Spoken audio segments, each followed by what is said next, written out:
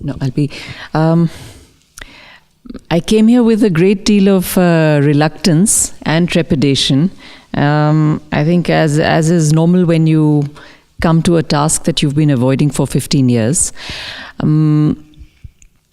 So just to say briefly that, this is something I have been postponing for 15 years. And in the course of these days, I have asked myself, why could this not have happened earlier? It just didn't and couldn't. My sutras, in a way, come from Jung and come from that tradition of looking at the psyche. Equally present in me is the part of my heritage and tradition as a Kashmiri, which links to another set of sutras. And I think that is the part that I have been keeping a certain kind of distance from for the last 15 years for good reasons. I think this was really the time now that the two had to meet. So I have had some dreams before I came for this, which were speaking of that. And all I can say is that what happens and what Raghu has given to us all is also, I see very much the feeling I have experienced with this particular group of people who have really held it as a womb and as a sacred space, in which really that was allowed to come forth from Raghu. And one thing that I feel is that you have done with these texts what Jung did with all those muddled and ancient alchemical texts, which was to bring them to life again. I mean, they had been discarded. They really had been thrown in a historical junkyard, and nobody looked at them except weirdos and really strange people. And he was able to retrieve meaning from them. And I feel what you have done, it's unimaginable for me, this work, unimaginable. So I think you have done that with these texts, and I really think we are all I feel very privileged to be participating in, I think I can't fully understand yet what is the meaning of this, but it's very, very important what has happened over the last 4 days. So thank all of us. And 2 days before coming for this workshop, I had returned from Rishikesh, where I'd been for about on June 28th. My spiritual journey has never had an idol or a guru. It's always been with Nirakar. And I was a little shocked that why this trip of mine in Rishikesh should suddenly land me at the ashram, and I have this huge thing that I need to do a yagya. Not knowing much about rituals, I had this feeling that I need to do a Mahamrityunjay Path. I know very little about it. I have been at such parts, but there was no logic to this. So I went to a Panditji, the Gurukul Pandit, and I asked him that I have this sankalp, can you help? So he said, Kaun karega? So I said, I want to do it. I'm willing to do the mala japa or whatever for 20 hours if it needs, because this was at the Ganges. There was a part of me which was literally saying, are you okay? Are you okay? What's prompting you? Because it's just not me. It's just not the person I've known me as. So he says, ठीक है. So I said, कितने करने चाहिए? He says, किस चीज़ के लिए करा रहे हैं? I said, मैंने कभी ज़िंदगी में अपने लिए पूजा नहीं करी है. So I want to do this puja, but it's not for me, it's for the whole world. And there is a sankalp I have for a new communion, a new community or a new world, and I want to just do this. So he kind of smiled, and then he said, "Aap kitne din ke liye hain?" I said, "For 8 days." So he said, "How can you do this in 8 days? It takes 40 days." So he said, "You can either do 11,000, 21,000, etc., etc." So I said, "Sabse acha kya rahega?" He said, 1.25 lakh. without knowing what all this means, I have no clue where this force was coming from. So he said, okay, the Gurukul was closed for summer break, and they have 2 Gurukuls, one for the junior school, one for the senior. He got together these 21 kids from the senior Gurukul, who are like junior acharyas, they're acharyas in training. And he said, okay, Wednesday we begin, because Saturday is when the Purnahuti has to be done, because that's Shani. So I said, sure. So Wednesday, Thursday, Friday, 4 days. So X number of mathematic thing was done, and how many people need to sit down and how long.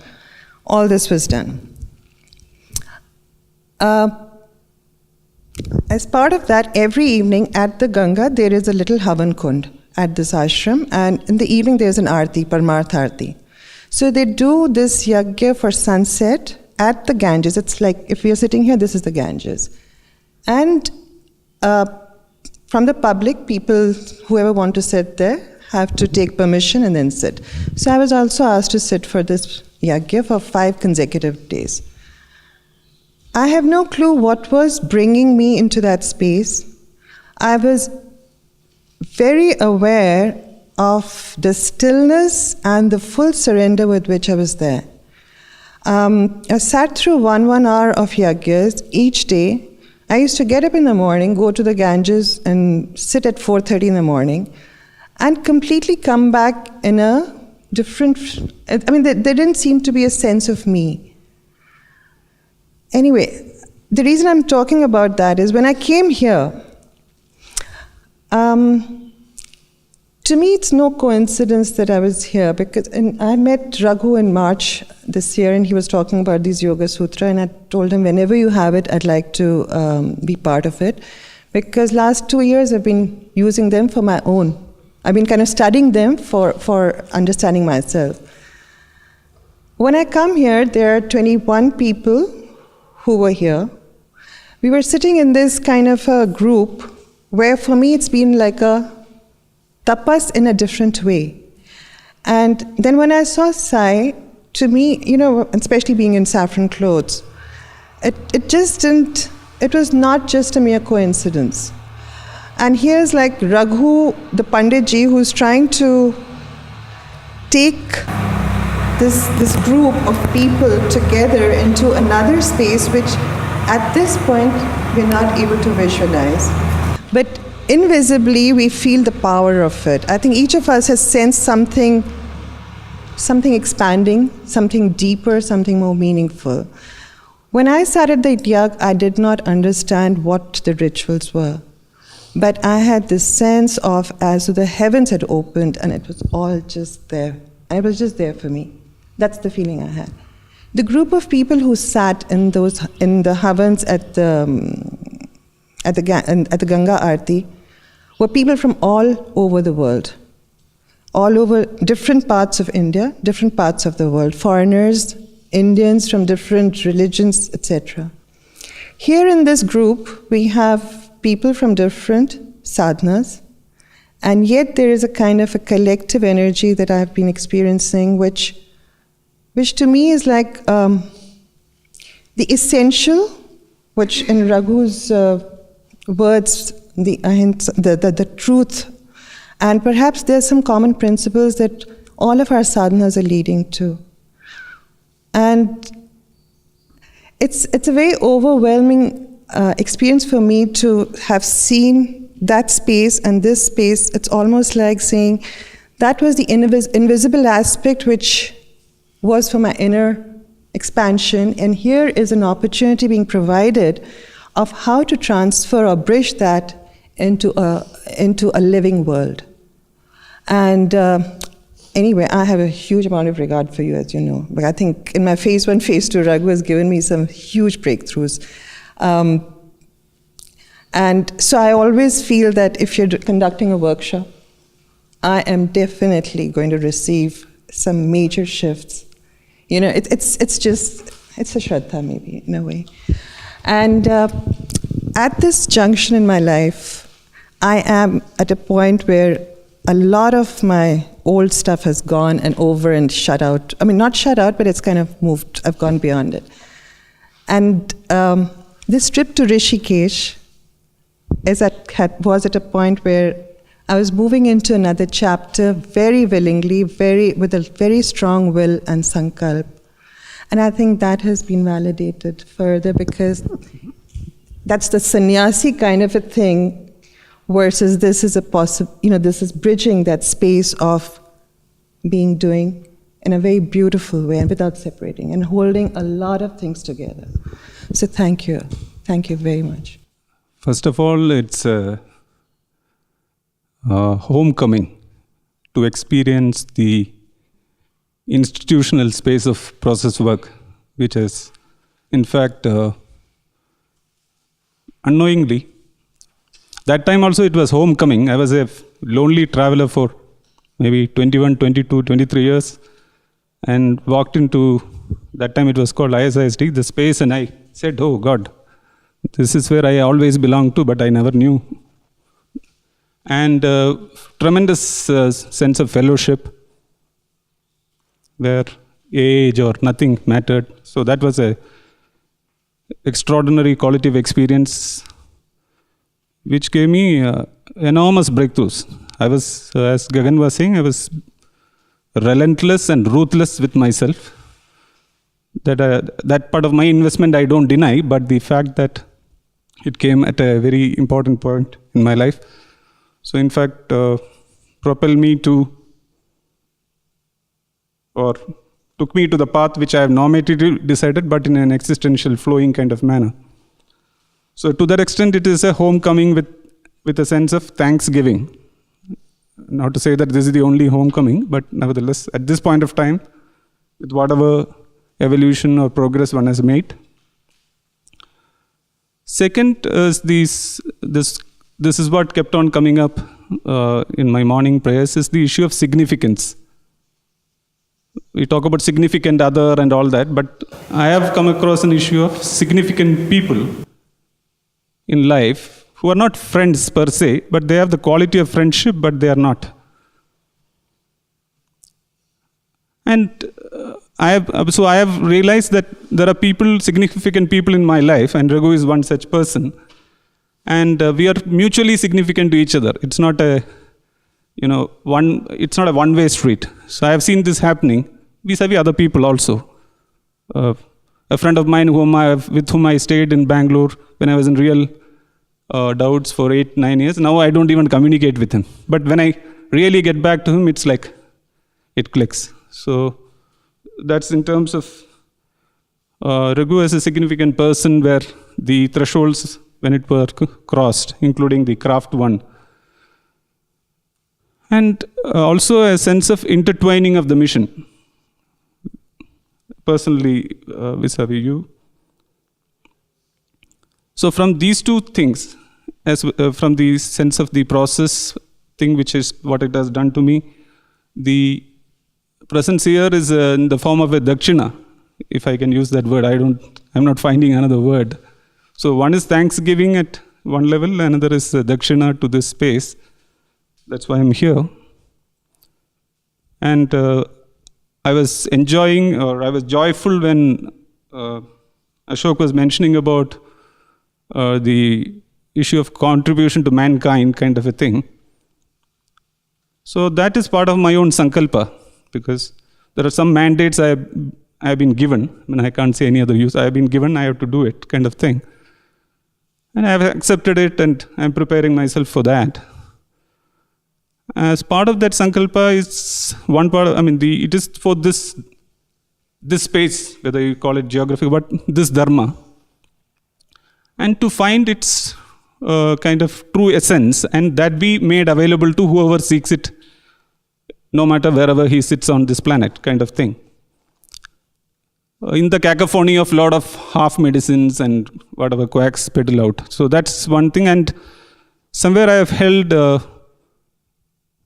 Sumethas to assert itself in that manner. I don't know when that will happen. This is a sankalpa I hold. So so I'm not, first time I'm communicating this in the larger scheme of things. Because a lot of people are, whether you call it the corporate world, consumptive, a lot of people engage in that reality. So an alternative to look at in a significant way. Not like what, as you said, the meta man is so this thing, and meta woman is referred to in apologies and just to accommodate to meta woman coming into equal prominence kind of thing, role I see for this space to evolve into. And there was a discussion about the quality of the rigor and all that.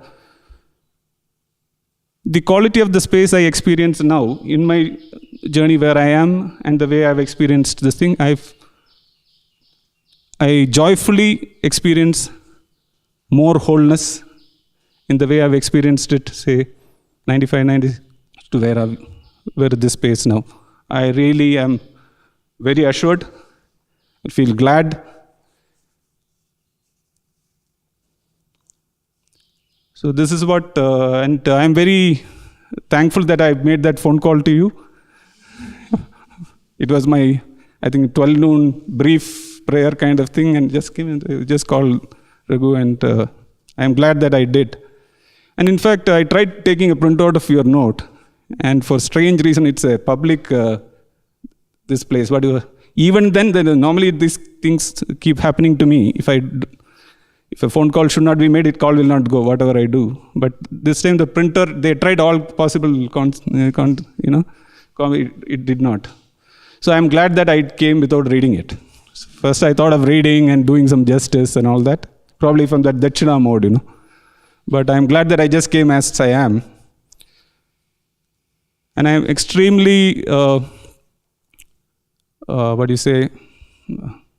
grateful is a wrong word, but no other word is coming. Grateful to all of you who has brought in this space because a lot of things have been resolved in my journey in the here and now, not for me in individual sense, but the larger task that I've been assigned, a lot of movement I am seeing. And this intensity of the space and the quality that has been made available by all of you has been a great blessing to me. So I would carry that. That's it, Raghu. Okay, just a couple of things. This is one of my Malik Tere Bande Hum moments. I also don't know what words to use or whatever, because words like gratitude and all that actually are too small. The one thing that I've struggled with for a hell of a long time is surrender. Never understood this word, and I've had huge problems with this word because few years back when I met a teacher and he said, you're sitting in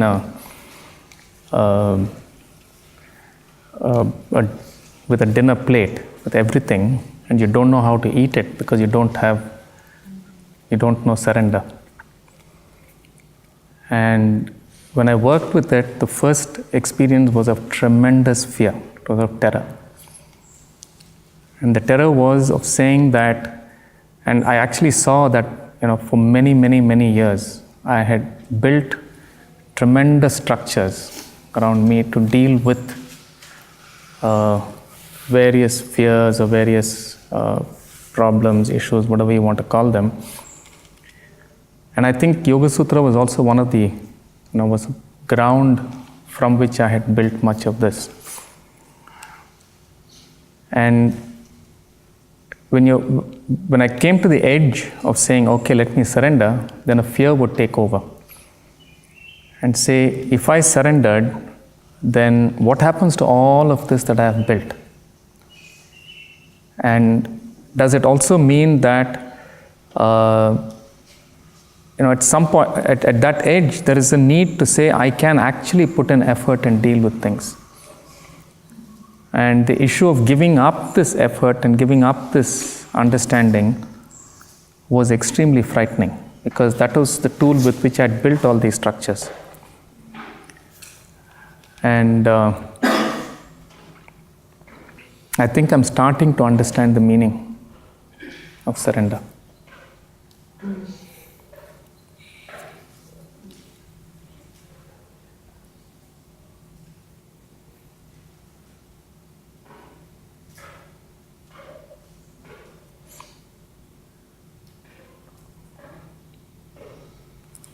And I carry a lot of gifts back. When I was listening to the group, it suddenly struck me that maybe, the Yoga Sutra and all of that so far has actually got stuck in that Ramayana mode. And whenever it's stuck in the Ramayana mode, all forms of things will be up to down and this kind of stuff. The horizontal will not be so clear. And only when it really moves up does the horizontal become real. So I really think the gift has been to be able to take that step into actually experiencing the Yoga Sutra in a horizontal form, in a collective form for me.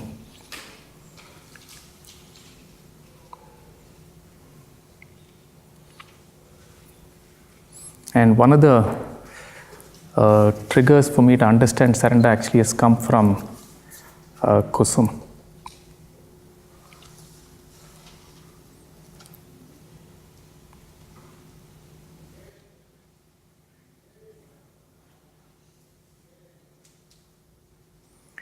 So that's where I am, and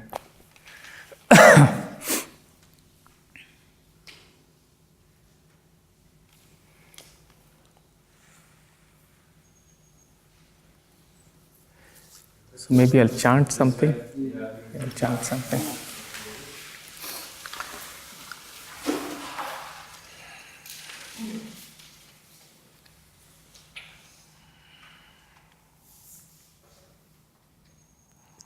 Om Purnamadah Purnamidam Purnat Purnamudachyate Purnasya Purnamadaya Purnamevavashishyate.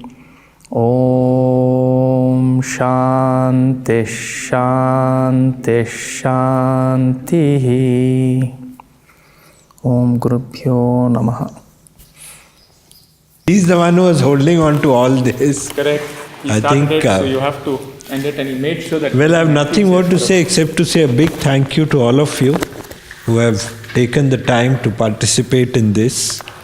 I think we've taken this step hoping that there will be some joining in, which has happened, and the involvement with which people have engaged. I think I'm particularly thankful to, of course, Kusum for having spared the time to join us, Kailasam and his team to have taken the trouble to... Where is Kailasam? I don't know. Has he gone back? Yes. He's gone back. And we hope some things will come from it. Hopefully, I don't know how we are going to use this. I don't think he knows either. We'll find out. Well, it's very good to be in a state where some things will happen, but what and how, we don't know. So I feel good about that, and thank you. I have nothing more to say. Let's go have lunch. Thank you, sir.